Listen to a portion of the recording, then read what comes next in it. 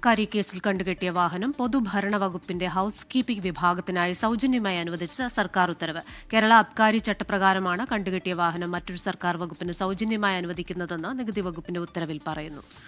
Alex Ram Muhammad വിശദാംശങ്ങളുമായി ചേരുന്നുണ്ട്. Alex, ഇത്തരത്തിൽ വാഹനം കൈമാറുന്നതുമായി ബന്ധപ്പെട്ട് അത് ഏതെങ്കിലും തരത്തിൽ വിവാദമായിട്ടുണ്ടോ? Alex, good morning.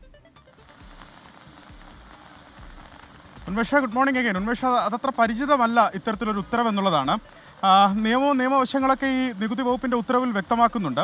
അതായത് അതിൻ്റെ കഥ ഇങ്ങനെയാണ്. സെക്രട്ടേറിയറ്റ് പൊതുഭരണ വകുപ്പിലെ ഹൗസ് കീപ്പിംഗ് വിഭാഗത്തിൻ്റെ ടാറ്റ സുമോ വാഹനം നിലവിൽ 14 വർഷത്തിലധികം പഴക്കമുള്ളതും 2026 മാർച്ച് 24 വരെ മാത്രം ഫിറ്റ്നസ് ഉള്ളതുമാണ്.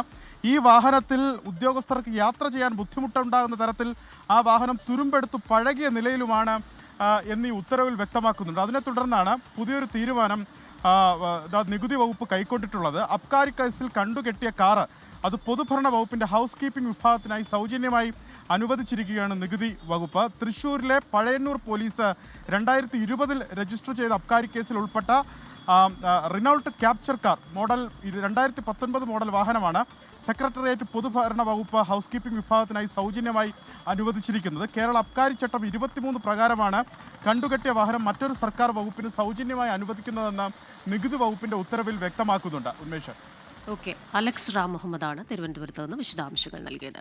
ലോകത്തെവിടെയായാലും ഏത് സമയത്തും 24 വാർത്തകളും ഓഗ്മെന്റഡ് റിയാലിറ്റി പാക്കേജുകളും എക്സ്പ്ലെയിനറുകളും വിശദമായി കാണാൻ ഞങ്ങളുടെ യൂട്യൂബ് ചാനൽ നിങ്ങൾക്ക് സബ്സ്ക്രൈബ് ചെയ്യാം.